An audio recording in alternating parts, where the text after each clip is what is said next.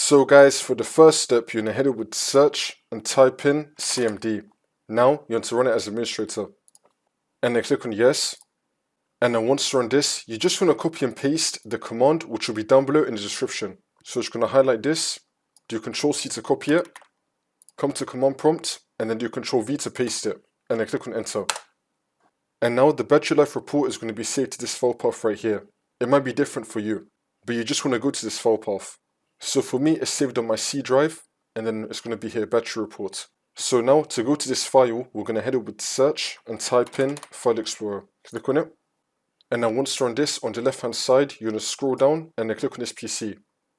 Now for me, I have it saved on my C drive. So I'm going to go to my C drive. And I have it right here. In your case, you just want to see what the path is and then follow the path in File Explorer. Now once you find our battery report, you're going to double click on it. And then you can just open it with any web browser. And now this will come up. We're now going to be seeing our battery report right here. So there's going to be a bunch of details here you can just go through and you could try to troubleshoot this yourself. I also recommend taking this battery report along with your laptop to the PC repair shop and then see what they can do for you. They're going to see if they really can fix your battery or not.